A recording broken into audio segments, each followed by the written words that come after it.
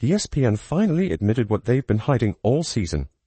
After months of selective reporting, cherry-picked stats, and mysteriously delayed data drops, the network has come clean, and it's not pretty. The official WNBA Finals ratings are out, and let's just say they didn't just expose a weak postseason. They exposed an entire media narrative collapsing in real time. Here's why this matters. Nielsen upgraded their tracking system this year. They added every possible advantage: smart TVs, set-top boxes, even out-of-home viewing in bars and hotels, all of it designed to capture more viewers. So, this year's numbers should have looked historic. But even with the deck stacked, the 2025 finals couldn't beat 2024. Not even close. And that's when the spin machine kicked into overdrive. All season long, ESPN played games with the numbers. They'd brag about growth by comparing this year to 2023, conveniently skipping over Caitlin Clark's record-breaking 2024 season. They'd release ratings for Game 1 but go silent on Game 2. They'd post NBA TV viewership but quietly hide ABC's lower numbers. It was a shell game, and anyone paying attention could see it. But now, the finals are over. The excuses ran out. ESPN can't hide behind half-truths anymore. Think about what that means. The so-called worldwide leader in sports has turned into a PR arm for the league, sitting in closed-door meetings massaging their own ratings before releasing them to the public. No independent verification, no raw data from analysts, just ESPN in a boardroom trying to spin a 5% increase that only exists because they changed the way they count. And here's the kicker. That 5% bump is actually a massive failure when you look under the hood. Last year's postseason was tracked under the old system. This year's included millions of new devices, bar TVs, hotel streams, viewers that weren't even measured before. So if you adjusted for the new system, the finals didn't grow. They collapsed. The audience shrank by at least 20%. But ESPN can technically say, hey, it's up 5%, because they literally rewrote the math. That's how desperate they are to cover for a simple truth. The league has fallen apart without Caitlin Clark. The frustration's boiling over now because everyone sees what happened. The WNBA just ran the most expensive natural experiment in sports history, and the data doesn't lie. This season had everything the league claimed fans wanted. Parity, stars, competition. A'ja Wilson, the reigning MVP, Tawana Bonner, one of the most decorated veterans alive. The Las Vegas Aces chasing a dynasty. ESPN hyped it as proof that the league was more than one player. But when the lights came on, nobody cared. Game 1 opened strong with 1.9 million viewers. Not bad. But then reality hit. Game 2 dropped to 1.2 million. Game 3 barely climbed to 1.3. The closeout Game 4 finished with 1.44 million. Those aren't championship numbers. That's audience fatigue. Fans tuned in once, realized Clark wasn't there, and checked out. Compare that to last year. The 2024 finals, Clark's rookie year, was the complete opposite. The series gained viewers every game. Game 1 started with 1.1 million. Game 2, 1.34. Game 3, 1.4. Game 4, 1.7. Game 5, a stunning 2.2 million viewers. That's not hype. That's growth in real time. People told their friends. Casual fans became loyal watchers. The series turned into a cultural event. That's what happens when Caitlin Clark is involved. She's a gravitational force. She doesn't just bring basketball fans, she brings everyone. But the second she's gone, so are they. Those percentage jumps tell the full story. The 2024 finals didn't just improve, they exploded. Game 1, viewership jumped 57% from the year before. Game 2 doubled. Game 3 and 4 were up more than 100%. Game 5 soared 142%. That's not a trend, that's a revolution. One player drove the kind of growth the WNBA had been chasing for 20 years. And this year, the finals averaged just 1.5 million viewers. Last year, 1.6 million, without all those artificial Nielsen boosts. Adjust for the same system, and you're looking at a 20 to 25% drop. That's roughly 1 million people who watched last year's playoffs and said, nah, I'm good this time around. These aren't people who didn't know it was on. ESPN marketed the finals relentlessly. They just weren't interested in a product missing the one person who made it worth watching. It's a brutal truth, but it's undeniable. Fans don't tune in for balance or team parity. They tune in for Caitlin Clark. She's the storyline. She's the reason record sponsors showed up. She's why casual sports fans suddenly cared about women's basketball. The WNBA can preach about depth and diversity all they want, but the remotes don't lie. Even Sports Media Watch dropped the hammer, warning everyone that the 5% increase is meaningless because the 2025 data is juiced with new metrics. It's like comparing a video shot in 4K to one in standard definition and saying, see? Brighter colors. The truth is, ESPN and the WNBA spent all season trying to prove Clark wasn't the reason for their success. And the finals just proved the exact opposite, going from the maximum number of games last year to the minimum this year. The WNBA finals was unsurprisingly less of a draw. I think it's the WNBA fatigue which is why it was less of a draw, if we gotta be honest. The 4-game Aces Mercury WNBA finals averaged 1.5 million viewers across ESPN and ABC, trailing only last year's 5-game Liberty Link series at 1.6 million, as the most watched final since 2000. The WNBA expanded from best of 5 to best of 7 this year. Keep in mind that Nielsen has this year expanded its out-of-home viewing sample to cover 100% of markets and switched to a new methodology that adds data from set-top boxes and smart TVs to its pre-existing panel. They wanted to show the hype was sustainable, that new fans had fallen in love with the league itself. Instead, they exposed that those fans fell in love with her. This wasn't a gentle decline, it was a nosedive. The audience didn't drift away slowly, they left immediately. Game 1, curiosity turned into Game 2, apathy. The newcomers who discovered the WNBA last year weren't loyal to the logo. They were loyal to Caitlin Clark. And that's what ESPN, Kathy Engelbert and Asia Wilson don't want to admit. They tried to sell a story that the league was thriving beyond Clark. They mocked the idea that one player could define an entire sport. But the numbers tell a different story. The second Clark was gone, the audience vanished. Now, the WNBA is facing a terrifying question. If your MVP, your super team, and your national TV deal can't keep fans watching, what happens when Caitlin Clark leaves permanently?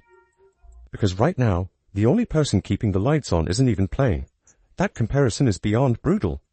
It's like Barry Bonds juiced to the gills and still hitting fewer home runs than a clean Aaron Judge. That's the WNBA's 2025 finals in a nutshell. With every advantage imaginable, expanded Nielsen tracking, smart TV data, set-top box reporting, and full national coverage, they still couldn't outdraw Caitlin Clark's 2024 numbers. And that's where the story starts unraveling for ESPN. Because here's the financial nightmare. ESPN just dropped a massive new media rights deal on the WNBA, betting big that last year's explosion was only the beginning. Their entire investment thesis hinged on the idea that 2024 wasn't a one-off. It was the new normal. They projected steady compounding growth from Clark's breakout year. But these finals shattered that illusion. What ESPN thought was a baseline turned out to be a ceiling. Media rights deals are built on future growth curves, not nostalgia. When ESPN signed the check, they expected 2024's momentum to carry into the next decade. They modeled finals games, eventually pulling 3 to 4 million viewers as the league matured. But what they actually got was a cliff dive. A double-digit drop even with all those inflated measurement upgrades. If you're an ESPN executive staring at those charts, you're not sipping champagne. You're stress drinking coffee. You just paid a premium for what now looks like a bubble. The numbers don't show momentum, they show contraction. And the most alarming detail? At least 500,000 viewers who tuned in for Game 1 looked at what they saw and decided they were done. Last Friday's clincher Game 4 averaged 1.4 million on ESPN, down from the 1.7 last year, but surpassing all other Game 4s since the finals expanded beyond a best-of-3 format. After opening with 1.9 million viewers, they failed to get that back. After opening up with 1.9, they have failed to get anywhere near that back. 500,000 people minimum said, I'm good on this. I don't need to watch Game 2, Game 3, or Game 4. I'm good. And they didn't turn on. That's not indifference. That's rejection. Those weren't trolls or anti-fans. Those were curious newcomers, the very audience ESPN and the WNBA bragged about capturing. They gave the finals a shot, realized Clark wasn't there, and walked away. In business terms, that's a product test. And the product failed. You can make excuses when fans don't show up at all. You can blame poor marketing or bad scheduling. But when they show up, sample the product, and then leave halfway through, that's a verdict. And 500,000 people just handed the league its report card. Now zoom out. The WNBA rode a record-setting regular season in 2024, mostly thanks to Caitlin Clark's presence. That momentum was supposed to snowball into this year. Instead, the cracks started showing even before the finals. Non-Clark games last season were already struggling to fill seats. The league tried to downplay it. The finals were supposed to prove that the league could stand on its own. A'ja Wilson, DeWanna Bonner, all the big names ready to carry the torch. But the numbers told the opposite story. The casual audience that discovered women's basketball through Clark never transferred that loyalty. They weren't watching the league. They were watching her.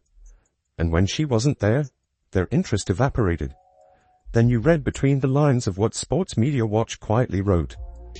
Viewership figures will tend to have a built-in advantage over prior years. Translation. Don't let these numbers fool you. They're worse than they look. That's as close as you'll get to a polite obituary from a media ratings outlet. They're signaling that these finals didn't just underperform, they flopped. They just can't say it out loud because ESPN and the WNBA are both clients. Here's why that soft-pedaled warning matters. The entire WNBA growth story depends on maintaining the illusion of an upward slope. Sponsors, advertisers, and investors don't fund stability. They fund acceleration. A single down year can be spun as a fluke. But 2 consecutive years trending downward, that's a panic signal. Now imagine what happens if 2026 repeats this pattern. If Clark's team misses the finals again and the audience drops even further. Sponsors who paid top dollar for record-breaking exposure are going to feel duped. Those contracts were negotiated based on the Caitlin Clark boom. If they realize they overpaid for empty seats and soft ratings, they'll cut their budgets fast. You don't renew multi-million-dollar ad deals for declining inventory. The same applies to ESPN. They can stomach one bad postseason but not a trend. If they see that Clarkless games consistently underperform, even during the finals, they're sitting on a ticking time bomb. They can't justify paying top rates for a league that depends entirely on one player's participation. And worse, they can't control that variable. The league and its commissioner, Cathy Engelbert, keep insisting that growth came from broader initiatives, better marketing, more visibility, competitive parity. But the 2025 finals ran the perfect experiment. All the league's talking points were tested under ideal conditions. Primetime games, huge promotional budgets, even artificially inflated Nielsen coverage. Yet without Clark, the numbers fell off a cliff. The conclusion writes itself. And that's what makes this an existential crisis. If your league only thrives when one player is present, you're not building a business, you're renting a moment. What happens when she gets injured? Or when she takes a break? Or worse, when she retires? The WNBA has tethered its future to the unpredictability of one athlete's schedule. That's not sustainable. That's desperate. There's also a deeper fatigue issue here, a kind of trust burnout with casual fans. Caitlin Clark pulled in millions of new viewers in 2024 who genuinely wanted to believe. They weren't lifelong skeptics. They were curious newcomers. But what they saw over the season turned them off. They saw a league that treated its biggest star like an inconvenience instead of an opportunity. They watched her get shoved, tripped, and targeted game after game while refs swallowed whistles. They saw veterans mock her after losses instead of respecting her. They watched Engelbert and ESPN look the other way. And then they heard players and analysts suggest that Clark's success was somehow a problem for the league. That hypocrisy was impossible to ignore. So when those same fans saw a finals without Clark, they didn't just lose interest, they made a statement. Why support a league that refuses to protect or even appreciate the player who brought them there in the first place? That's the question echoing across social media, and the ratings answer it clearly. This is where the WNBA's public relations strategy backfired spectacularly. For months, they tried to prove they didn't need Caitlin Clark. They promoted A'ja Wilson as the true face of the league, emphasized balance and parity, and acted like Clark's absence from the finals was actually healthy for the brand. They wanted to prove the WNBA wasn't a one-woman show. Instead, they accidentally proved that without her, No one's watching the show at all. The audience's verdict couldn't be louder. They didn't tune in to celebrate depth. They tuned out because the league pushed away the one reason they cared. Now, the WNBA is trapped in a corner. They can't admit Clark is the sole driver of interest because that undermines their entire narrative. But they can't ignore it either, because every ratings release exposes it. And then there's that final dagger, the closeout game's viewership. Only 1.4 million tuned in to watch a champion crowned. In every major sport, the last game is the peak. That's when casuals check in, when new viewers tune in for the celebration, when the audience swells because it's the finale. Instead, the WNBA's championship game actually lost viewers compared to the one before it, and compared to last year's equivalent matchup, it collapsed by over a third. That's catastrophic. You can't spin that into good news. You can't blame bad timing, competing sports, or summer schedules. The simplest explanation is the truest one. People didn't care. Even more painful?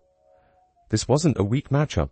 It featured A'ja Wilson, the reigning MVP, the player the league's been marketing as its pillar of excellence. She's dominant, charismatic, and in her prime. But her closeout game still drew 800,000 fewer viewers than Clark's. That's not an insult to A'ja, it's reality. The market has spoken, and the market says Caitlin Clark is women's basketball's box office. The league can plaster Wilson on every billboard, give her every award, and flood ESPN segments with glowing features, but it won't move the needle. The viewership proves it. Fans don't respond to the PR machine, they respond to genuine star power. And ESPN knows it. The network has quietly started to pivot. They're done pretending every season can be compared selectively to 2023. They've accepted that 2024 exists as a permanent benchmark, and that benchmark belongs to Clark. Every future year will be measured against her impact, and that's the brutal truth haunting the league right now. 2024 wasn't normal growth. It was lightning in a bottle, powered by one transcendent athlete. ESPN and Kathy Engelbert tried to rebrand that miracle as momentum, but the numbers exposed the illusion. The WNBA isn't collapsing because it lacks talent. It's collapsing because it refuses to acknowledge who built the bridge between women's basketball and mainstream America. Until they accept that Caitlin Clark is the cornerstone, not a distraction, the league will keep losing fans, sponsors, and credibility. Do you think ESPN will finally embrace Caitlin Clark? Or is this just another media spin?